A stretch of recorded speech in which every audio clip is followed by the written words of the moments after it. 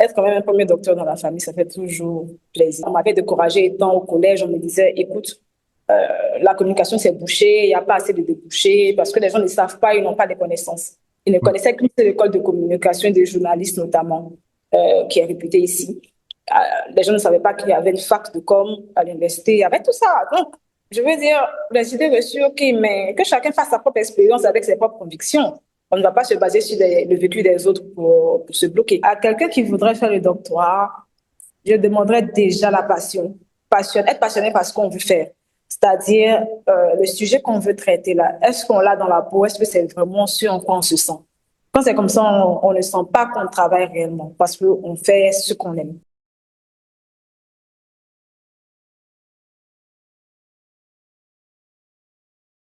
Bonjour, mademoiselle Sinouro Koulibaly. Bonjour, Mohamed Koulibaly. Merci d'avoir accepté notre invitation à partager ton expérience sur le doctorat avec nos abonnés. Donc, au nom de nos abonnés, je te dis merci. On a partagé l'une de nos vidéos sur LinkedIn.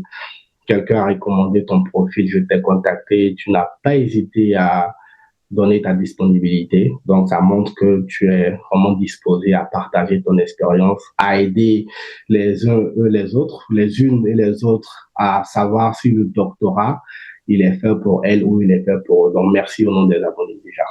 Parfait. Donc, tu connais déjà le déroulement de l'entretien, donc de l'interview. On va faire l'interview en 7 grandes parties. Je vais rappeler rapidement les différentes parties pour nos abonnés. Donc, premièrement, on va parler de ta motivation ou tes motivations pour le choix du doctorat. D'accord? Ensuite, on va parler du quotidien du doctorant, de la doctorante, toi en particulier. Par la suite, on va parler de l'encadrement et l'environnement dans lequel tu évolues. Et on va également parler des aspects financiers et matériels qui sont très importants pour faire le doctorat. On va aborder la question de santé mentale qui de plus en plus ressort comme un facteur super important pour ceux qui sont au doctorat. On va, avant de terminer, parler de la valeur et de l'avenir de ton doctorat. Et puis, on va terminer par les moments qui t'ont marqué ou qui te marquent pendant le doctorat. C'est bon Très pour toi? bien, OK, OK. ça va. D'accord. Donc, déjà, on va commencer par peut-être une brève présentation. Donc, tu vas te présenter brièvement ton parcours et puis, naturellement, on pourra rentrer dans les détails par la suite. Ok, merci beaucoup, Mohamed. Alors, moi, c'est Koulibaly Sinourou, Aminata pour les intimes. Je suis doctorante en troisième année maintenant à l'Université Félix Houphouët-Boigny de Cocody en communication, pour être plus précis. Donc, ma spécialité, c'est la communication politique et des organisations. Voilà. Depuis quelques années maintenant, on a une école doctorale, donc qui est un tout petit peu détachée de l'université. Donc, à l'école doctorale, je suis à l'EDSCAL et je suis de l'équipe d'accueil CPS qui est communication politique et société. Donc, voilà un peu ce que je fais. D'accord. Tu as dit que l'école doctorale était détachée de l'université. Ça m'amène à demander, c'est à l'intérieur de l'université ou c'est des Non, sites c'est un site situé à Bingerville, à Benjamin, d'accord. librement, Bon, mais tout à fait, enfin, quand même avec, en lien avec l'université, bien évidemment, avec les enseignants de l'université, l'administration aussi de l'université. Donc, hein, d'accord. Et ton doctorat est censé durer combien de temps? Comme tout doctorat qui se veut respectant les normes, c'est 3 ans. Donc, normalement, je suis en dernière année. Mais on a aussi l'université ou bien l'école doctorale permet une année dérogatoire, donc une quatrième année au pire des cas, mais c'est vraiment 3 ans. D'accord. Donc, si je comprends bien, tu es supposé terminer ton doctorat cette année 2026, c'est ça? Et c'est ça. D'accord. Ça me permet de faire une petite précision parce que dans nos interviews précédentes, on a couvert d'autres continents, Amérique du Nord en particulier, où le doctorat dure 5 ans, donc États-Unis, Canada. Donc c'est un peu différent du système en France, par exemple, où le doctorat du 3 ans. Et toi, c'est la première personne dont on fait l'interview pour le continent africain, et donc en Côte d'Ivoire. le doctorat, c'est comme dans certains systèmes en France, ça dure 3 ans. C'est bien ça? Je pense que ça dépend aussi des spécialités parce qu'il ne faudrait pas tout confondre. Moi, je suis en sciences humaines et sociales. Donc, je D'accord. ne pense pas que ce soit pareil en médecine ou ailleurs. Donc, voilà. Mm. Oui, oui, Je non, parle de ce que je... un doctorat très spécifique. Mais oui, je suis totalement d'accord que ça peut varier en fonction des disciplines. OK, OK. Et donc, moi, j'ai envie de te demander, qu'est-ce qui t'a poussé à faire le doctorat, en particulier en Côte d'Ivoire? Pourquoi tu décides de faire le doctorat? En Côte d'Ivoire, parce que j'ai toujours fait mon parcours ici, mon parcours à l'école, depuis la maternelle, si vous voulez. Après, je suis issue d'une famille où ils ont toujours mis l'accent sur l'éducation. Et étant aînée de famille, vous imaginez combien les parents misent pour que vous ayez le plus loin possible. Donc, je n'avais pas OK. vraiment le choix de base parce que c'est pas Mm. moi qui décide naturellement. Mais Mm. après aussi, j'ai développé cet amour-là pour la chose parce que avec le temps, avec les personnes que j'ai côtoyées aussi à l'école, ça m'a donné envie d'aller plus loin. Parce qu'il y a des gens qu'on voyait qu'on apprécie énormément. Dans ma famille, j'avais déjà des modèles. Euh, et plus j'avançais aussi, je rencontrais des gens qui m'impressionnaient, qui me donnaient l'envie d'aller un peu plus loin. Et après, quand on finit un master et qu'il est très bien apprécié et que le jury vous encourage également à aller plus Mm. loin parce qu'il vous trouve est quand même dynamique, bah, je vois pas de raison de se priver quand même de cela. Donc voilà, j'ai voulu tenter l'aventure avec mes propres motivations aussi. Il ne faudrait pas que je mette ça sur le dos des autres. C'est moi aussi ma décision. Donc j'ai voulu vraiment aussi faire l'expérience et euh, bousculer un peu les côtes parce que dans ma famille, il n'y a pas vraiment de docteur. Donc voilà, être quand même un premier docteur dans la famille, ça fait toujours plaisir à la Ah ouais, famille et à soi. ouais, définitivement, ça peut faire plaisir. Donc, on retient qu'on t'a forcé pour que tu partes faire le doctorat. Mais j'ai envie de demander, Non, non, non, ne dites pas ça. Les gens vont plus venir faire le doctorat. non, C'était aussi volontaire. non, non, je comprends. Donc, tu fais le doctorat juste après le master, c'est ça? Tu n'as pas eu d'expérience? Non, il y a eu un break OK. parce que quand j'ai fini le master en 2022, le système de l'école doctorale était assez récent. Avant, juste après, on pouvait s'inscrire en doctorat. Mais avec le Mhm. système de l'école doctorale, il y a une sélection. Donc, Mhm. naturellement, il y a des candidatures qu'on pose et je postule là, je ne suis pas retenue. Il faut noter qu'à l'époque, mon directeur de thèse n'avait pas le grade pour encadrer une thèse. Enfin, mon directeur de mémoire n'avait pas le grade pour encadrer une thèse. Donc, je vais voir un autre enseignant qui me fait comprendre qu'il a déjà des gens sous la main. Naturellement, c'est l'étudiant qui va prioriser. Donc, si je peux attendre un an de plus, le temps, peut-être qu'il puisse faire entrer ceux-là et ensuite, moi, je pourrais. Néanmoins, je postule avec sa signature, mais ça passe pas. Donc, c'est au Mhm. bout de la deuxième année où je dois postuler. Et comme la nature sait faire les choses, mon directeur de mémoire aussi a le grade. Il monte en grade, il devient maître de conférence. Donc, à ce Mhm. moment-là, je vais avec la signature de mon directeur et cette fois, je suis retenue. D'accord. Donc, ton directeur on va en parler dans une autre section, mais rapidement pour clarifier, ton directeur de thèse, c'est le même qui était ton directeur de mémoire durant le master, Tout c'est ça? On va à revenir fait, là-dessus c'est ça. plus tard. Mais est-ce que tu avais des idées reçues sur le doctorat qui se sont vues être infirmées une fois que tu as commencé ou confirmées? Est-ce qu'il y avait Et d'autres croyances? énormément. On est en africain, il ne faut pas qu'on se cache les choses. Déjà, on te dit, c'est une perte de temps, il faut chercher à s'insérer professionnellement parlant, c'est ça le plus important, puisque c'est ça la finalité. Donc, on te dira, écoute, ce doctorat, c'est beau, mais cherche-toi du travail, tu vas passer une dizaine d'années à ne rien faire, ou encore, on a des gens avec des diplômes qui font des petits métiers, ne viens pas te rajouter à tout cela. Ou même, on te dira, on a un lot de docteurs non recrutés, tu vas juste venir augmenter le nombre. Bah, écoute, c'est pas ton temps. Donc, il y a plein d'idées reçues de ce genre-là.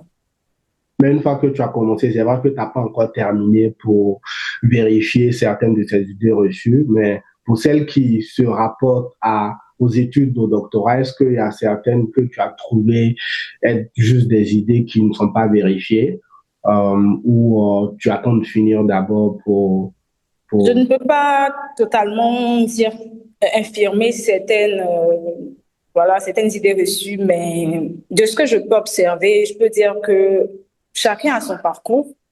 Donc, la généralité ne fait pas l'unanimité, hein.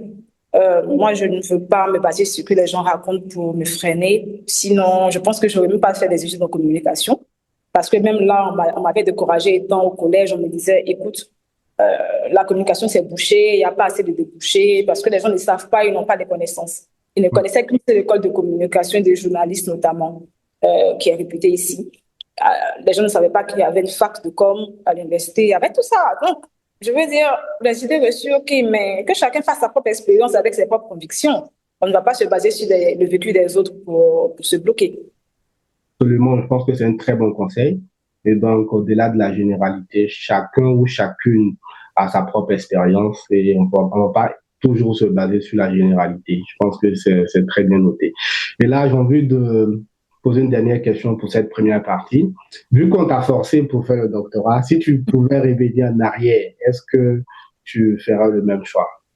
Oui, volontiers, je le referai parce que c'est une belle expérience après tout. Et je ne perds rien parce que j'apprends. Je me bonifie à travers ces études-là doctorales. Donc, volontiers, je le referai. C'est clair que c'est pas facile. Je ne mentirai pas. Le doctorat, c'est un assainissement de sa vie. Mhm. C'est beaucoup de choses. Donc, c'est pas facile, mais bon, on prend le packaging dans son ensemble. Donc, Donc, c'est bien d'aimer ce qu'on fait. Donc, déjà, vouloir reprendre la même décision, ça prouve que tu as pris goût, en tout cas, à tes études doctorales. On pourra voir dans les autres parties en quoi cela, en tout cas, en quoi ça consiste concrètement. Là, j'ai envie de parler maintenant de ton quotidien en tant que doctorante. Est-ce que tu peux décrire à quoi ressemble une semaine typique de travail dans ton département?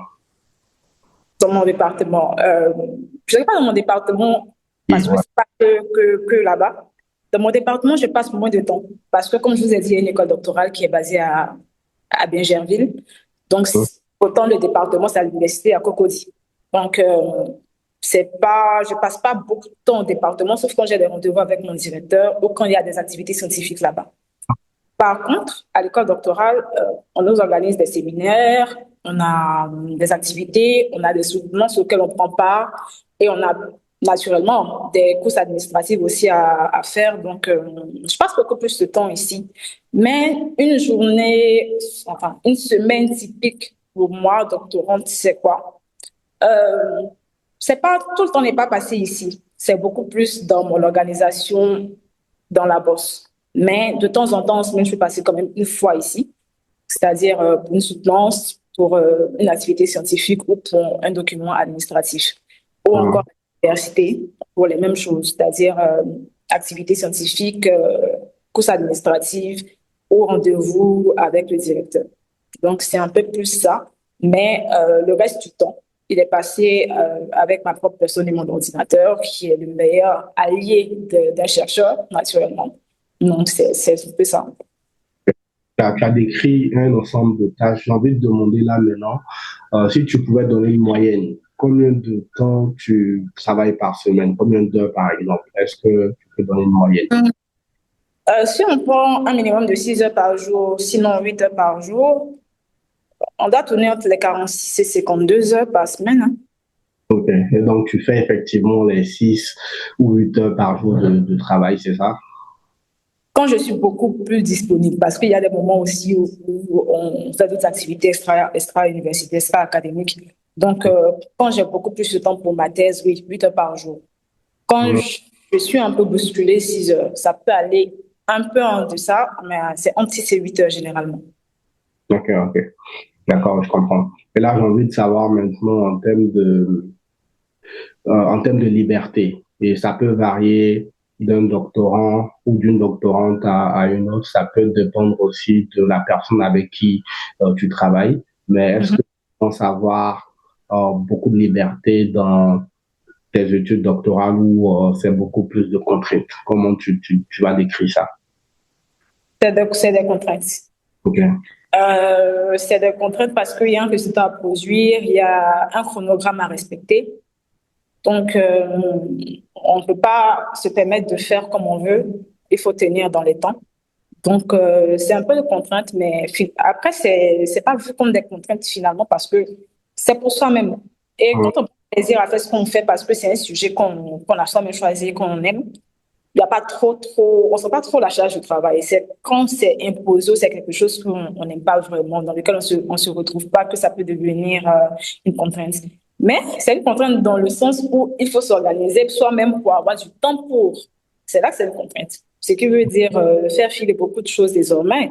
On peut plus se permettre de se balader comme on veut ou de faire des sorties à tout va. Donc, c'est beaucoup de restrictions personnelles. D'accord. Donc, la contrainte, elle est plus administrative, c'est ça, en termes de délai à respecter, autres. Mais la liberté, c'est vraiment dans le choix de ce que tu veux faire. Tu choisis toi-même sur quoi travailler. Et donc, à la fin de la journée, la contrainte, ça devient facile peut-être à respecter vu que tu travailles sur les choses que tu es censé aimer. C'est ça? Ah, c'est ça. Ok. D'accord. Non, c'est très bien noté. Je pense qu'on va passer maintenant à un aspect super important aussi qui détermine la productivité de beaucoup de doctorants et doctorantes, c'est l'encadrement et l'environnement de travail. D'accord? Et la première question que j'ai envie de te poser, c'est comment tu as fait le choix de... Tu es un directeur, non, c'est ça? C'est pas une directrice? Un directeur. Ouais. Donc, tu as déjà parlé de ça, mais je vais te donner l'opportunité de revenir là-dessus. Comment tu as fait le choix de ton directeur de thèse? Alors, le choix du directeur de thèse, pour moi, ça allait de soi parce que c'est quelqu'un avec qui j'avais déjà travaillé et avec qui j'ai eu de très bons rapports. Au-delà de cela, même, mon directeur, c'est un enseignant très, très ouvert et disponible pour tout étudiant, hein, tout le monde lui reconnaît ça. Donc, avant même le master, déjà, je raconte une anecdote. Mhm. Euh, Après ma licence, est intervenu un nouveau système à mon département où, pour faire le master 1 de recherche, il y avait une sélection. Alors qu'on n'avait pas de master professionnel en ce moment. Bon, c'est-à-dire, quand on n'est pas pris pour le master de recherche, bah, il fallait quitter le département. Et moi, je postule et je ne suis pas retenue. Donc là, comme vous pouvez imaginer, abattue, j'envoie une note à celui qui est mon maître maintenant, je pleure et tout. Et je lui dis, bah, moi, je vais quitter le département parce que je ne vais pas venir faire un master, une maîtrise appliquée. C'est-à-dire, à défaut de faire le master de recherche, on vous permet de faire une seule année en master qu'ils appellent maîtrise appliquée. Donc, moi, je dis, je ne veux pas faire de maîtrise appliquée. Donc, à défaut de faire la recherche, moi, je quitte le département, je vais faire une autre formation. Et ça a été celui-là qui m'a encouragé à rester. Il m'a dit, écoute, c'est pas une perte de temps. Vas-y, tu fais ton master 1, ta maîtrise appliquée, comme tu veux. Et puis, tu repostules. Donc, après ces conseils, bon, je reviens, je fais la maîtrise appliquée et je repostule. Et c'est là que je suis prise pour le master de recherche, en fait. Donc, nos relations ont commencé depuis belle lurette, en fait, je veux dire. Et ça a été quelqu'un qui a été un soutien pour moi sur le plan académique, en tout cas. Il a été celui-là qui m'a donné de très beaux conseils d'usage et ça m'a beaucoup aidé. Et après le master, je voulais continuer avec lui. Désolée. Même s'il n'était pas encore, n'avait pas encore le grade. Oui, mais je voulais quand même continuer. Donc, c'était à compte cœur que j'allais voir un autre enseignant, quoi. Euh, mais bon, apparemment, nos chemins étaient censés se recroiser. Donc, la première année, quand je postule pour le doctorat, ça marche pas. Et la deuxième année, quand je veux postuler, et lui, il devient maître conf, donc naturellement, je vais le voir. Nous étions nombreux en plus à postuler. Nombreux de ces étudiants qui voulions faire le doctorat. Mais malheureusement, on ne peut choisir une seule personne, et ça a été moi. Donc, voilà comment je continue le chemin avec lui. D'accord. Et là, j'ai envie de demander, toujours sur l'environnement, comment tu as choisi ton thème de recherche? Et si tu peux nous parler peut-être brièvement de ce sur quoi tu travailles en tant que doctorante. D'accord, je travaille déjà sur la question du terrorisme en Côte d'Ivoire, euh, mais j'analyse plus le volet communicationnel de l'État de Côte d'Ivoire sur la menace terroriste. Alors, comment m'est venu ce sujet-là? Mhm. Comment tu as fait Quelque le chose choix? de platonique ou quelque chose de déjà vu. Je voulais vraiment quelque chose qui allait faire le tic tout de suite quand on en parlerait. Quelque chose qui allait moi aussi me passionner. Donc, Mhm. un jour, alors que je scrollais sur mon téléphone, il y a une bande d'annonces enfin, si vous voulez, une notification des applications là, des formations là, qui s'affichent, et je vois un titre qui m'intéresse. Donc, je clique et je vois des informations qui disaient que le ministre de la Jeunesse était rendu dans le nord de la Côte d'Ivoire pour une sensibilisation euh, destinée aux jeunes sur la menace, parce que là-bas, il y avait apparemment des extrémistes qui faisaient des dons, puisque ce sont des zones quand même un peu enclavées, qui ne sont pas très développées. Donc, des extrémistes profitent de cette fracture sociale-là. Ils s'approchent des populations et leur font des cadeaux de motos, de sommes astronomiques. Et puis, eux, ils se mettent à leur service. Pourtant, en réalité, c'est des recrutements. Donc, Oh. moi, quand je lis ça, je dis, ah, donc après la menace terroriste de 2016 qu'on a connue à Bassam, la menace quand même pèse encore sur le pays. Voilà un sujet qui m'intéresse. Donc, voilà comment moi, je choisis mon sujet de thèse. D'accord, d'accord. Et donc, c'est plus comment communiquer, comment l'État devrait communiquer. Comment l'État de Côte d'Ivoire communique face à cette menace-là, de sorte à la repousser. Parce que la crainte n'est pas seulement au niveau des attaques, la crainte est dans, on va dire quoi, l'adhésion des populations elles-mêmes. Parce que c'est là le passage le plus facile. Lorsque les populations elles-mêmes sont d'avis avec ce qu'ils promulguent comme idéologie, ça devient plus facile pour eux d'intégrer, sinon d'entrer sur le territoire. Donc, c'est de communiquer pour que les populations prennent conscience des enjeux que cela représente de se rallier à cette cause-là. Donc, est-ce que l'État de Côte d'Ivoire mène des actions effectivement dans ce sens? Parce qu'on sait que tout de suite, des actions militaires des décisions militaires seront prises. Mais est-ce que du point de vue de la communication, quelque chose est fait? Et est-ce que ça porte des fruits? Est-ce que les populations ont conscience et est-ce que leur comportement face à- aux extrémistes, à la radicalisation est quand même repoussante, réticente? Est-ce qu'ils sont vraiment un frein à l'avancée de cette menace-là sur le territoire? Non, non, absolument. Je pense que c'est un sujet super important.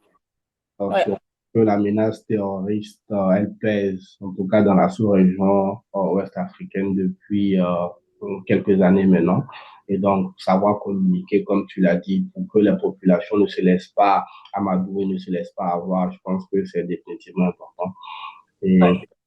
c'est super, super, super. D'accord, là, j'ai envie de poser encore une autre question sur l'environnement. D'abord, vous êtes combien d'étudiants dans ton département et quelle est la relation que tu as avec les collègues de ton département? Au niveau de l'école doctorale, Oui, au niveau de ton école doctorale. ici, on ne dit pas département, on dit équipe d'accueil. Donc, au niveau de mon D'accord. équipe d'accueil, CPS, qui est Communication Politique et Société, on est moins de 10 personnes, moins de 10 étudiants de ma promo, c'est-à-dire 2023-2024, nous sommes moins de 10.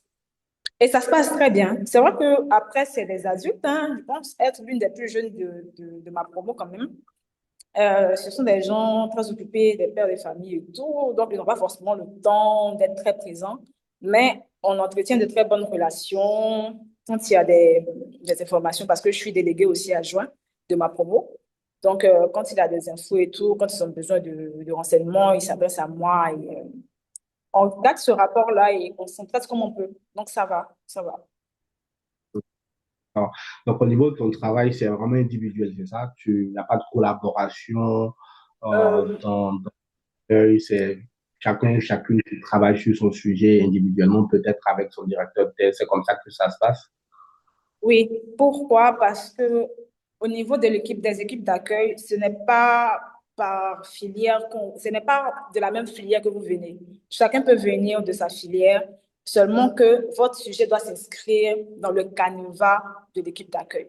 Donc, comme moi, je suis en communication politique et société, tout étudiant qui vient de la sociologie, qui vient de criminologie, si son sujet s'inscrit dans cet intitulé de communication politique et société, nous faisons partie de la même équipe d'accueil. Donc, c'est difficile de travailler ensemble parce qu'on n'est pas issus des mêmes formations. Cependant, on se partage quand même les tips et tout. On s'entraide comme on peut. Voilà. D'accord. Maintenant, est-ce qu'il y a des initiatives pour vous emmener à partager les résultats de vos recherches? Par exemple, Euh, dans certaines écoles doctorales en Amérique du Nord, en Europe aussi, il y a des conférences scientifiques qui sont organisées, peut-être même à l'intérieur du département. Bon, après, les conférences internationales, chaque où chacune peut participer du moment où vous avez un travail que vous soumettez accepté par la conférence, mais à l'intérieur d'organiser régulièrement des conférences ou des initiatives pour permettre aux étudiants de partager les résultats de leurs recherches et puis pour avoir aussi des retours de la part des professeurs du département. Est-ce que ça, c'est quelque chose qui est fait? Oui, ça existe ici, c'est plus géré par l'administration de l'école doctorale. On appelle ça les CST. Le CST qui est le comité de suivi de thèse. Donc, normalement, c'est à partir de la deuxième année de thèse que chaque étudiant doit faire son CST, pour faire le point de l'avancée des travaux de l'étudiant, en fait. Mais à part cela, est-ce qu'il y a une organisation entre étudiants même? Ça relève d'eux-mêmes. Mais à mon Hum. niveau, au niveau de ma promo, non, nous, on n'est pas organisé comme ça. Peut-être malheureusement, heureusement, je ne sais pas. Mais au niveau de l'école doctorale, même ça existe déjà. D'accord. Donc, dernière question ici avant de passer à la prochaine étape de l'interview. Est-ce que personnellement, tu te sens soutenu ou plutôt isolé durant ton parcours? Donc, du point de vue naturellement de ton équipe d'accueil. Hmm. Je me sens très, très, très, très entourée, très encadrée, au-delà même de mon équipe d'accueil, parce que ici, on a, je ne sais pas, ça se fait ailleurs, mais ici, on a la chance de côtoyer tout le monde, c'est-à-dire entre étudiants, avec les enseignants, avec le comité scientifique, tout ce que vous voulez, on peut côtoyer tout le monde. Et moi, j'ai la chance quand même d'avoir des aînés qui sont très disponibles, c'est-à-dire des docteurs, de nouveaux docteurs, des doctorants, des dévanciers qui se font très disponibles quand le besoin se présente, donc qui m'aident à leur manière quand ils peuvent et qui sont tout le temps, en tout cas, disponibles. Quand j'ai besoin d'eux, en tout cas, ils se montrent disponibles. Donc, moi-même, je me sens un peu acculée par moment parce que c'est eux qui viennent demander l'état de l'avancée de mes travaux. Donc, moi, je ne peux pas dire quand même que je me sens isolée, ça serait mentir. Je suis très, très, très entourée, bien encadrée. Ok. Donc, ça, c'est un très bon point et c'est important de le mentionner parce que beaucoup de doctorants, ils se sentent isolés. Mhm. C'est d'ailleurs pour ça qu'il y a des questions de santé mentale, on va en parler plus tard. Mais c'est bien de notifier que dans ton cas particulier, tu es très bien entouré. Tu penses que c'est général au niveau de ton département ou c'est spécifique à ta personne? C'est spécifique, ça dépend des relations de chacun. Les relations interpersonnelles, là, elles se développent, hein. Après, tout le monde n'est pas comme moi. Je ne dis pas Mhm. que je suis très, très sociable, mais tout le monde n'est pas comme moi. Donc, c'est pas tout le monde qui a quand même l'opportunité de travailler avec des dévanciers ou bien de côtoyer tout le monde. Donc, je ne pense pas que ce soit général. Oui, non, je demandais plus dans le sens pour voir s'il y avait une organisation interne au sein de l'équipe pour faire en sorte que les doctorants ou doctorantes ne soient pas isolés. Mais je comprends qu'il n'y a pas forcément cette organisation interne-là et Non, c'est par relation pas ma, interpersonnelle. Ok, ok, pas ma. d'accord. On va maintenant passer à un aspect super important. Mhm. Tu pourras le deviner, hein, les aspects financiers et matériels. Et donc, la première question que j'ai envie de poser tout de suite, c'est est-ce que tu es financé? Est-ce que ton doctorat est financé? Euh, non, non, on va pas se mentir. Je n'ai pas de financement pour ma recherche. Aucun Euh, financement. Enfin, le seul financement dont je bénéficie et de ce depuis toujours, c'est celui de mes parents, naturellement, de ma famille. À part cela, bon, moi, j'ai jamais pu avoir la bourse nationale ivoirienne, hein. Je sais pas, peut-être que cette année, ça va marcher, on sait jamais. Donc, j'ai jamais eu de bourse nationale, internationale encore moins. Donc, jusque-là, ça a été on va dire, du ressort de mes parents. Financement. Mhm. Puis, un tout petit peu aussi de mon ressort parce que, vous voyez, souvent aussi, j'ai été aussi professionnellement un peu intégrée, donc j'ai pu aussi souvent gérer quelques aspects. Donc, c'est plus ça. Mais c'est vrai que ça pèse finalement, ça pèse énormément sur les épaules des parents. Tu peux définir déjà ce que ça implique que de faire un doctorat. Mhm. C'est de la documentation, c'est des déplacements, même la connexion Internet, ça s'achète. Euh, enfin, ça se paie. Donc, ça coûte quand même ce que ça coûte. Mais bon, euh, on fait avec. avec les moyens de bord.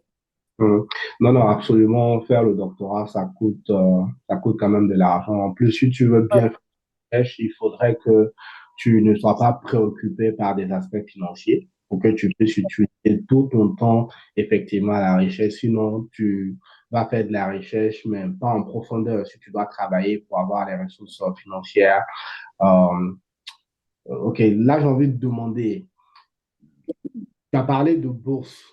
Je ne sais pas si tu as une idée, peut-être en termes de statistiques, s'il y a des personnes qui sont financées dans le département, peut-être quelle est la proportion où c'est typique que les étudiants et étudiantes ne soient pas du tout financés dans ton équipe d'accueil. C'est ce qui est typique? Je sais pas, je parlerai pas pour les autres. Je n'ai pas grande idée de ce que vivent les autres. Mais par contre, il y a un ami avec qui je m'entends super bien qui, lui, sa thèse est financée parce que c'est un projet. Ça a Ok. été un projet sur lequel il a été mis. Et Hum. donc, Le naturellement, projet. naturellement, l'organisation qui envoie le projet finance. Donc, lui, de son cas, je peux parler parce que c'est une co-direction et tout. Donc, lui, il est financé. Ok. Pour les autres, je sais pas. J'ai pas, j'ai aucune notion de leur réalité, quoi. D'accord, d'accord. J'imagine que tu as dû faire des sacrifices financiers pour pouvoir poursuivre ton parcours ou peut-être pas du tout. Je ne sais pas si tu veux partager l'aspect financier. Oui, oui, oui, des sacrifices, j'en ai fait. Dernièrement, je travaillais quelque part. Euh, C'était quand même une grande boîte avec un salaire bien et un bel avenir là-bas, si je considère, parce que j'étais quand même un cadre de l'entreprise. Donc, j'étais bien partie, si on veut. Mais vu que c'était difficile pour moi d'allier boulot et études, parce que après, c'est le privé, hein, il faut produire pour mériter son salaire. Et la thèse étant jalouse, comme on le dit, la thèse est jalouse. Quand tu abandonnes ta thèse une semaine, tu reviens, c'est comme si tu reprenais tout à zéro, tu as perdu le fil de tout ce que tu avais déjà fait. Donc, j'ai passé quand même quelques mois, c'était à l'intérieur du pays, je n'étais pas à Abidjan. Donc, encore nos difficultés, comment rencontrer mon directeur. Et il y avait tout ça. Donc, à un moment, j'ai dû faire le choix d'abandonner l'argent pour achever ce que j'avais déjà. Un choix difficile, j'imagine. Très difficile, je ne te peux pas dire. Hein. Mais bon. Bon, j'espère que ça Voilà. a été pour le mieux. J'espère qu'après la thèse, ce choix difficile que tu as dû faire là, que ça, tu auras les retombées finalement qui vont compenser la que tu as eue. C'est ce qu'on te souhaite. Merci beaucoup. La dernière question sur les aspects financiers, est-ce qu'il y a des informations sur les aides ou des bourses dont tu n'as pas eu connaissance, mais que tu aurais aimé savoir avant de commencer ton doctorat? Bon, j'en connais pas beaucoup de toutes les façons. Je pense que il n'y a pas assez de communication sur ces trucs-là ici. Je sais pas. À part la bourse nationale qui est très connue, les financements de recherche. Moi, je ne sais pas. Peut-être que c'est moi qui suis pas dans le réseau, mais j'entends pas réellement parler de ça. Il n'y a qu'une seule bourse dont j'ai entendu parler l'an dernier euh, et à laquelle je postule cette année même d'ailleurs, la bourse Passeresse. À part ça, est-ce que j'en connais d'autres? Non, je sais pas. La J'ignore. bourse, la bourse passerelle, c'est une bourse nationale, c'est spécifique. Non, elle n'est pas nationale, enfin, elle n'est pas financée par des nationaux, mais cependant, elle est gérée par un comité scientifique ici, à l'endroit des étudiants, des doctorants, des chercheurs, même en général. Et tout. Donc, Ok. c'est là qui existe, dont j'ai eu connaissance l'an dernier. Donc, les abonnés se joignent à moi pour te souhaiter bonne chance pour cette bourse. Bonne chance. Merci. Maintenant, on va parler de la santé mentale et de l'équilibre de vie. Donc, comme je l'ai dit il y a quelques minutes, c'est un aspect qui est super important, en particulier dans les pays développés. Par exemple, en Suède, il y a une étude qui vient même d'être publiée dans le Journal of Health Economics où il montre que le recours à tout ce qui est santé mentale, euh, donc les spécialistes de santé mentale, donc pour ceux qui ont commencé leur doctorat, qui dure 5 ans en moyenne dans ce pays. Et donc, d'ici la fin de leur doctorat, ça va augmenter de 40%. Et donc, quand on le comparait aussi à ceux qui n'ont pas fait le doctorat après le master, il y avait cette différence énorme. Et après le doctorat, tu vois que ils ont de moins en moins recours à tout ce qui est solution de santé mentale. Donc, pour dire que c'est une réalité, donc pour beaucoup de doctorants. Donc, j'ai envie de savoir, toi, dans ton cas, quelle est la réalité. Donc, la première question que j'ai envie de te poser déjà, c'est de savoir comment le doctorat a affecté ta santé mentale et ton équilibre personnel. Je pense qu'on est tous passés par quand même un moment de burn-out quand on fait une thèse. C'est, il m'arrivait des soirs où je pleurais parce que j'arrivais à rien écrire, à rien produire. Je me mettais en cause, je me disais, ben écoute, c'est comme si tu étais bête en fait. Alors que tu as quand même un master, t'es pas bête. Donc, qu'est-ce qui t'arrive là? Donc, ça arrive ces moments de baisse de confiance en soi, de vouloir tout remettre en cause, de vouloir tout abandonner. Mais j'avais été prévenue, surtout par mon directeur, le professeur Bamba. Il m'avait dit, écoute, il y a des moments où tu auras des blocages, mais c'est tout à fait normal. Tu es un être humain et c'est un processus. Donc, il ne faudra pas que ça t'emmène à tout abandonner ou à tout remettre en cause. Ça va passer. Comme tout moment, ça passe. Donc, j'ai connu ces moments-là. Mais bon, on arrive à surmonter ça quand on veut, hein, parce qu'on a toujours une raison d'abandonner et difficilement une raison de continuer. Donc, il faut trouver sa raison. Moi, je suis arrivée trop loin pour retourner, quoi, pour abandonner. Quoi. Je ne peux pas abandonner là. On m'appelle déjà docteur par abus. Je ne peux pas cacher le titre de docteur que je reçois déjà. Donc, il faut continuer. Donc, voilà. Mais à part ça, je m'appuie beaucoup sur ma famille. Moi, quand ça Mhm. va pas, je couvre mes parents. Moi, tout le monde me connaît, j'adore ma famille. Ils sont certes pas dans la même ville que moi, mais je trouve toujours du temps pour eux, surtout quand ça va pas. Donc, quand ça va pas, je passe quelques jours avec eux, je reviens revigorée, quoi. C'est ça. D'accord, tu as un peu abordé ma seconde question, c'était finalement de savoir si tu trouvais du temps pour une vie privée, donc pour ta famille en particulier, et tu viens de mentionner que tu le fais de temps en temps. C'est Non, bien ça. mais c'est difficile parce que la famille, tu sais, nous, on est africains et la famille, c'est pas que ton père et ta mère. C'est tous ceux avec qui tu as grandi ou tous ceux que tu as côtoyés. Donc, moi, mes sœurs, elles sont pleines. Pardon. Elles sont pleines, tu viens pas nous voir. C'est difficile pour eux de comprendre que tu ne puisses plus avoir autant de temps qu'avant. Donc, il faut trouver le moyen de leur faire comprendre que c'est pour un moment, mais que ça va passer. Donc, difficile de pouvoir satisfaire tout le monde. Je comprends aussi le jugement. C'est un peu difficile souvent, mais je pense que à la fin, chacun comprendra ce qu'a valu ce sacrifice, quoi. Voilà. Finalement, vu la difficulté de trouver le temps pour toutes les personnes qui font partie de la famille, quel que soit comment on définit la famille, j'ai envie de te demander, est-ce que finalement tu as des loisirs que tu arrives pour lesquels tu arrives à dédier du temps au-delà de ton doctorat, à côté aussi du temps que tu accordes à la famille, tout ça. Oui, oui, je trouve quand même du temps pour les loisirs. J'ai quelques amis avec qui je me retrouve rarement, mais souvent. J'espère que c'est pas pour parler de recherche. Pas du tout. Pas du tout. Des amis de longue date, surtout, avec qui j'ai encore de très bons rapports. Avec mes amis de l'école doctorale, on va forcément parler de thèse. Donc, je décroche avec ceux-là, je vais voir d'autres personnes. Donc, je rencontre ceux-là par moment, on prend un verre et puis, bon, on parle de tout et de rien et chacun retourne à sa vie. Ça arrive. Difficilement, un peu moins qu'avant, mais bon, on réussit encore à trouver du temps pour cela. Ok.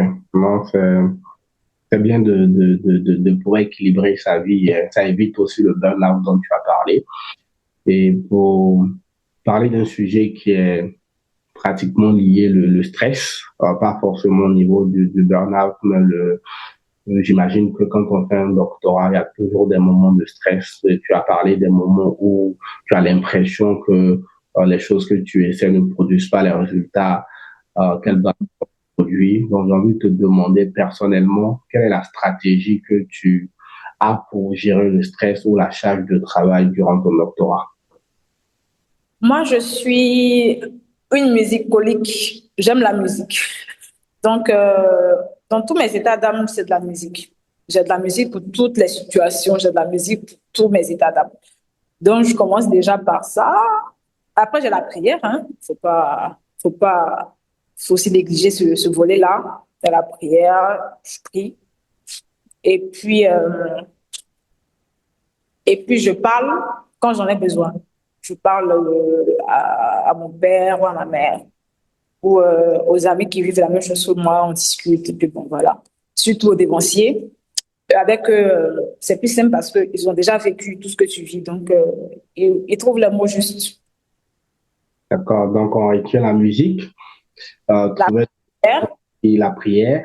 Bon, ne me jugez pas. La musique avant la prière, mais ça ne veut pas dire que je ne prie pas pour autant. Non, il n'y a pas de problème. Je pense que nos abonnés ne sont pas dans le jugement. Donc, il n'y a pas de problème. Donc, la musique, la prière, et puis trouver des personnes avec qui parler de temps en temps. C'est ça? C'est exact. D'accord. Merci d'avoir partagé ta stratégie de gestion de stress avec moi et avec nos abonnés.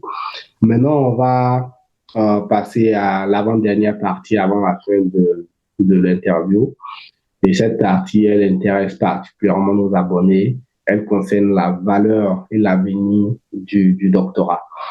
Donc, déjà, j'ai envie de te demander, selon toi, quelle est la vraie valeur d'un doctorat de façon générale et puis de ton doctorat de manière spécifique? Le doctorat a sa place dans la société, hein, parce que c'est le diplôme pour ceux qui sont appelés après des chercheurs ou des enseignants-chercheurs. Et les chercheurs, on connaît tous le rôle des chercheurs dans la société, c'est de traiter les sujets les mots, même si vous voulez, les plus profonds et de tenter d'apporter des solutions. C'est de trouver aussi des réponses à des questionnements. Donc, que serait ce monde s'il n'y avait pas de personnes qui menaient des recherches dans le sens d'une amélioration d'une situation ou d'un phénomène? Donc, le PhD a sa place pour moi dans la société en général. Et pour mon doctorat, c'est ça? Spécifiquement pour ton doctorat. Oui, ça a sa place. Je pense que mon sujet est d'actualité, hein. Quand on parle de terrorisme, c'est un phénomène qui touche pratiquement tous les pays, notamment ceux de l'Afrique de l'Ouest, ici, aux frontières. Donc, c'est un fait que nous vivons, c'est un phénomène que nous vivons. Donc, ça a sa place. Au lieu de tout le temps aller chercher des spécialistes ailleurs, ce serait intéressant quand même d'avoir des personnes formées localement qui pensent à traiter ces sujets-là qui relèvent de nos réalités également. Donc, pour moi, ça a totalement sa place. L'État de Côte d'Ivoire mène tous les jours des actions dans ce sens-là de repousser la menace. Donc, c'est dans ce même sens que nous nous aborderons quand je fais mon travail sur ça, c'est de pouvoir aussi un jour, pourquoi pas, rejoindre les cellules constantes pour pouvoir apporter aussi des solutions dans ce cadre-là. Donc, ça a tout à fait sa place. À un niveau personnel, quelle est la valeur personnelle de ton doctorat? Pour toi, personnellement, qu'est-ce que ça t'apporte? Pour moi, c'est un accomplissement. Je ne vais pas le cacher, c'est un accomplissement d'être arrivé, malgré toutes les difficultés. Hein, j'ai connu des échecs. J'ai plusieurs fois voulu abandonner, mais bon, pour moi, c'est d'abord un accomplissement. Et c'est aussi pour moi de marquer, on va dire quoi, les esprits, parce que on ne fait pas un doctorat juste pour t'appeler docteur, sinon on se fait très vite oublier quand on ne produit rien. La valeur d'un docteur, c'est lorsqu'il trouve, il fait des recherches et qu'il trouve et qu'il publie. Donc c'est ça en fait. Moi, c'est de pouvoir un jour me faire citer. C'est de pouvoir un jour me faire citer parce que j'aurais produit quelque chose d'intéressant pour la société, j'aurais apporté des solutions quelque part. Donc c'est surtout ça pour moi, c'est de pouvoir un jour pouvoir être appelé à travailler sur des questions aussi importantes de sécurité, que ce soit pour la Côte d'Ivoire ou partout ailleurs. Voilà. Non, ça m'amène à te demander si tu as déjà réfléchi à l'après-thèse et est-ce que c'est facile ou peut-être difficile de se projeter après le doctorat, donc à ton niveau personnellement? Pour moi, c'est pas très difficile de se projeter, hein, parce que le doctorat, pour moi, c'est une porte d'ouverture sur de nombreuses opportunités. Tout dépend de comment on se projette personnellement. Donc, il y en a d'autres qui veulent se contenter de l'enseignement, mais en réalité, ça ouvre les portes sur plusieurs autres opportunités. On peut devenir consultant, on peut travailler dans des organisations, même en entreprise, on a toujours notre place. C'est vrai que c'est un peu difficile de se faire employer avec un bac plus 8, mais on a notre place partout, partout. Tout dépend de comment chacun se projette. Donc, moi, en tout cas, je ne me limite pas. Je vois au contraire des portes. Est-ce que tu as une préférence? Donc, tu as parlé de différents parcours, donc parcours académique, enseigner, faire de la recherche académique.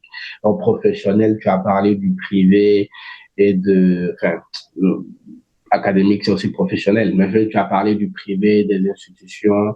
Et où est-ce que tu te vois juste après le doctorat? Moi, après aussi, il faut joindre l'agréable à l'utile. Moi, j'aime beaucoup voyager. Donc, c'est vrai que l'enseignement n'empêche pas de voyager, mais je ne vois pas une carrière dans l'enseignement où c'est amphi-bureau, non, non, non. Même si je devrais rejoindre le corps enseignant pour moi, c'est de partager non seulement mon savoir, parce que je ne pense pas qu'il y ait assez de profils dans mon genre. Donc, c'est quand même de pouvoir mettre à disposition des autres ce qu'on sait. Mais après, ça n'empêche pas, l'un n'empêche pas l'autre. Ça n'empêche pas aussi d'intervenir dans d'autres domaines ou ailleurs. Donc, moi, je ne me limite pas, en fait. Je me vois partout. Ok. Ok, mais l'enseignement, c'est pas ta préférence. J'imagine que ça paye moins que les autres cours privés, par exemple. Parce que tu as raconté une anecdote où tu travaillais pour une boîte privée. C'était même difficile. C'est difficilement que tu as fait le choix de donner pour poursuivre ton doctorat. Et donc, je me disais peut-être que c'est ce type d'environnement, de parcours que tu aimerais avoir à part après ton doctorat. Je me disais aussi que vu que tu fais de la communication, tu travailles sur les questions de terrorisme, pour moi, peut-être que le parcours, j'ai envie de dire, typique allait être de travailler peut-être pour les institutions gouvernementales, donc pour aider à améliorer leur communication sur les questions de terrorisme. Mais bon, peut-être que je me trompais. Comme je disais, je ne me limite pas. Je ne dirais pas que l'enseignement ne m'intéresse pas, ce serait me faire harakiri parce que forcément, je veux enseigner. Mais je ne veux pas me limiter à l'enseignement. C'est tout ce que je dis. Parce que ça serait dommage que de se limiter à l'enseignement avec ce que je peux apporter. Donc, au-delà de l'enseignement, je veux pouvoir apporter ailleurs. C'est ce que je dis. Et heureusement, à l'université, on peut avoir quand même, on peut trouver le moyen quand même de jongler entre d'autres choses puisque c'est pas comme au lycée où on a des programmes très serrés et tout. Donc, selon mes programmes de cours, si j'ai la chance un jour, pardon, si j'ai la chance un jour d'être recrutée dans l'enseignement, ici en Côte d'Ivoire, selon mon programme de cours, j'aimerais aussi avoir l'occasion d'intervenir ailleurs. Donc, voilà ce que je dis. Mais c'est déjà bon de savoir qu'il y a plusieurs possibilités et chacun ou chacune, en fonction de ses préférences, va choisir l'option qui lui convient le mieux. Et là, la dernière de cette partie, c'est vraiment pour nos abonnés qui t'écoutent. À qui tu recommanderais le doctorat? Également, une question qui est directement liée à qui tu ne recommanderais pas le doctorat? D'accord, très belle question. Je ne recommanderais pas le doctorat à quelqu'un qui cherche des titres parce que ça demande un travail de fond, ça demande de la volonté, ça demande de l'implication.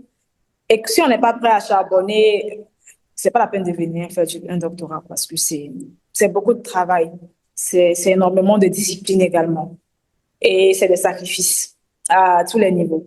Donc, quelqu'un qui cherche juste ce type de docteur, c'est pas fait pour lui. À quelqu'un qui voudrait faire le doctorat, je demanderais déjà la passion. Être passionné par ce qu'on veut faire. C'est-à-dire, le sujet qu'on veut traiter là, est-ce qu'on l'a dans la peau? Est-ce que c'est vraiment ce en quoi on se sent? Quand c'est comme ça, on ne sent pas qu'on travaille réellement parce qu'on fait ce qu'on aime. Mais venir faire un travail déjà qui est méthodique sur un sujet qu'on n'aime pas, ça devrait être pénible. Donc, voilà ce que je pourrais dire. Ok, les abonnés ont bien noté les conseils, donc merci de la part de ces abonnés. Donc rapidement, on va terminer avec la dernière partie où on va parler des moments qui t'ont marqué durant le parcours doctoral. Donc déjà, la première question que j'ai envie de te poser, c'est quel a été ton plus grand moment de fierté jusqu'ici? Peut-être pendant ton parcours doctoral ou si tu veux aller un peu plus loin durant ton parcours scolaire en général. Mon plus grand moment de fierté. Du point de vue des études. Il y en a pas mal. Il y en a pas mal, mais je vais prendre pour le cas du doctorat, puisque c'est ce qui nous unit ce soir. Je pense que c'est lorsque j'ai réussi à faire mes premières enquêtes. Parce que c'était après quand même plusieurs tentatives où j'ai déposé des courriers dans des ministères. J'ai jamais eu de suite. Et puis par la suite, quelqu'un m'a recommandé de passer par un autre moyen, par l'état-major de Côte d'Ivoire. Et c'est à ce moment-là que j'ai pu avoir une interview euh, au ministère de la Défense. Donc, ça a été mon premier succès doctoral. Le second, ça avait été de pouvoir interviewer quand même des personnes pionnières aussi dans ce domaine-là. Euh, un monsieur de l'Académie internationale de lutte contre le terrorisme que j'avais pu interviewer également. Ça commençait à dessiner un peu, comment on va dire, dessiner un peu mon évolution vers ce vers quoi je tendais. Donc ça, c'était des moments de fierté pour moi. Après Ok. aussi, avoir pu mettre la main sur d'autres personnes qui avaient produit des choses dans ce sens-là. Oui, là, je pense que oui, ça a été pour moi mes plus beaux moments de mon parcours doctoral. Voilà. Merci d'avoir partagé le secret pour avoir les interviews en Côte d'Ivoire. Que les Bon, on abonnés sait jamais, hein? ont aidé là-dessus. Donc Merci. déjà, quel a donc été ton moment le plus difficile durant le parcours doctoral? Le plus difficile. Qu'est-ce que je pourrais dire? Euh, Ça a été de revenir après avoir quand même coupé un temps. C'est-à-dire, quand j'avais commencé à travailler, au début, ça allait encore, mais à un moment, la charge de travail se fait vraiment énorme et ça devient difficile de travailler. Donc, c'était après de pouvoir faire le choix difficile que j'ai fait et puis de pouvoir avoir une vie de travail assez normale, c'est-à-dire mes heures de travail normales que j'avais perdues. Ça avait été difficile la reprise, c'est-à-dire reprendre ses habitudes de boss, ça avait été difficile. C'était ça. alors, j'imagine abandonner un lourd salaire, c'est jamais facile. Je comprends, je comprends. C'était difficile. Mhm. Et deux dernières questions sur cette partie. D'abord, quelle est la chose que tu aurais aimé qu'on te dise avant de commencer le doctorat, pour nos abonnés aussi qui vont se décider de poursuivre? Qu'est-ce que tu aurais aimé savoir ou qu'on te dise directement avant de commencer? Moi, je pense que de mon côté, tout m'avait été dit, hein. Moi, je suis très entourée. Je suis un peu le chouchou de mes proches, si vous voulez. J'avais été bien conseillée, même mon directeur il m'avait fait comprendre que ça allait demander pas mal de sacrifices. Mais aux auditeurs, aux followers, ce que je peux dire, la plus grande difficulté là, c'est d'accepter de perdre. C'est d'accepter de perdre des personnes. C'est d'accepter de perdre son argent et c'est d'accepter de perdre son temps. Enfin, perdre son temps dans le bon sens. C'est d'accepter de consacrer son temps ailleurs. C'est-à-dire décider de faire fi de ceux dont on était attaché avant pour concentrer toute son énergie, son temps ailleurs. Et vous aurez beaucoup de jugements. Ah, maintenant, tu te fais plus disponible. Maintenant, tu veux montrer que tu es trop occupé que qui. Maintenant, voilà. D'autres vous lâcheront certainement. Les amours peuvent se briser également. Mais bon, c'est tout ça. Non, je comprends. Et moi, la question qui m'intéresse particulièrement, c'est est-ce que le doctorat rend riche? Pas du tout. Ça Ah ne bon? rend pas, ça appauvrit. En tout cas, pour celui qui fait le doctorat réellement, ça ne rend pas riche parce que tu prends tout ton argent en train d'acheter de la documentation, en train de chercher, de faire des voyages dans le sens de tes enquêtes. Donc, à quel moment ça te rend riche? Ça ne Mais rend pas riche. tu t'attends à ce que cet investissement soit rentable, peut-être. Oui, forcément, quand on travaille, c'est pour pouvoir bénéficier de son dû labeur, du salaire de son dû labeur. Mais c'est pas dans le sens d'être riche, parce que je pense pas que nos enseignants ici sont super riches, hein, je pense pas. Ils ont une vie normale. Après, pour un chercheur qui veut produire, qui veut être productif scientifiquement, est-ce qu'il est riche parce qu'il passe son temps à faire des colloques, à faire des articles? À quel moment est-ce que cet argent-là le rend riche, en fait? Donc, c'est ça, si on vient au doctorat pour être riche, c'est une mauvaise idée. Pas la bonne. C'est une perte de temps, hein, ça ne rend pas riche du tout. Ça, je vous le dis. Par, D'accord. par contre, ce qu'on peut avoir, c'est vraiment l'honneur de son travail, c'est-à-dire le résultat de son travail, être reconnu pour ce qu'on a produit. Richesse dans ce sens-là, oui. Mais richesse matérielle, je ne pense pas. Je ne crois pas. D'accord, entre matériel et honneur, on va laisser chaque abonné faire son. Je pense que c'était une interview intéressante où on a abordé des aspects super intéressants sur le doctorat en Côte d'Ivoire, en particulier le doctorat que tu fais en communication. Donc, cette communication, tu me rappelles Communication politique et des organisations. l'organisation, c'est bien ça. Vraiment, j'ai beaucoup appris et j'espère que c'est le cas pour nos abonnés également. Merci énormément à toi d'avoir partagé ton expérience avec nous. Oui. Peut-être si tu as un dernier mot, et dans le dernier mot, si tu peux peut-être, pour ceux qui sont intéressés par ton parcours et qui veulent peut-être faire un doctorat en communication politique, quel est comment on appelle ça, c'est quoi la procédure, par exemple, pour appliquer dans ton école doctorale? En communication politique, il faut déjà Désolée. En communication politique, il faut déjà passer par le département des sciences de l'information et de la communication à l'université Félix Houphouët-Boigny, suivre un parcours normal, hein. Et puis après, postuler pour l'école doctorale parce que c'est une sélection. Poser sa candidature. Une fois, enfin, quand on est retenu maintenant, on peut poursuivre son parcours doctoral normalement, quoi. Donc, voilà. D'accord, merci. Tu as un dernier mot? Oui, le dernier mot te revient. Merci beaucoup pour ce temps d'échange.